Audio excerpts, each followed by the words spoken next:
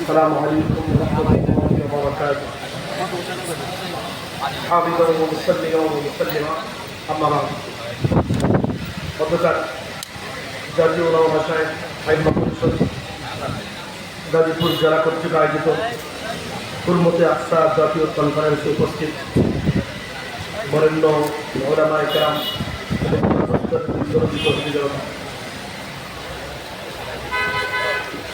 আজকের এই কনফারেন্সের শিরোনাম হলো হুরমতে আকসা, আকসার সম্মান, বাইতুল মুকাদ্দাসের ইজ্জত। দুর্ভাগ্যজনকভাবে এদেশের সাধারণ মুসলমান বাইতুল আকসা কি, ফিলিস্তিন কেন আমাদের কাছে গুরুত্বপূর্ণ, অনেক মানুষই তা জানেন না। বাইতুল মুকাদ্দাস এটি এমন একটি মসজিদ যেটি ইসলামের ইতিহাসের দ্বিতীয় মসজিদ। প্রথম মসজিদ বাইতুল্লাহ, দ্বিতীয় মসজিদ বাইতুল মুকাদ্দাস। ফিলিস্তিন এমন এক ভূমি যেই ভূমিকে কোরআনের একাধিক স্থানে আরবে মুকাদ্দাস বা পবিত্র ভূমি বলা হয়েছে।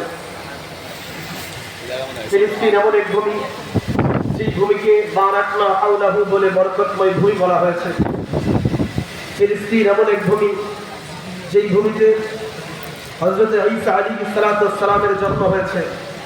ফিলিস্তিন ওই ভূমি যেই ভূমিতে হযরত মরিয়ম আলাইহিস সালামের জন্ম। ফিলিস্তিন ওই ভূমি যেই ভূমিতে হযরত মূসা আলাইহিস সালাম হিজরত করেছেন। ফিলিস্তিন ওই ভূমি যেই ভূমি খলিল শহরে আল খলিল শহরে ইব্রাহিম আলাইহিস সালামের কবর রয়েছে। যেই ভূমিতে হযরত দাউদ আলাইহিস সালামের রাজত্ব ছিল। যেই ভূমিতে হযরত সুলাইমান আলাইহিস সালামের নবুয়তের জন্ম ছিল। যেই ভূমিতে হযরত লূত আলাইহিস সালামের স্মৃতি রয়েছে। যেই ভূমিটা এমন এক ভূমি, যেই ভূমিতে এমন এক মসজিদ রয়েছে, যেই মসজিদটা ছিল আমাদের প্রথম কিবলা।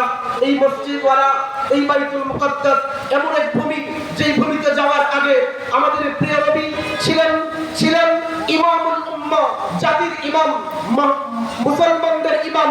কিন্তু বাইতুল মুকাদ্দাসে যাবার পরে,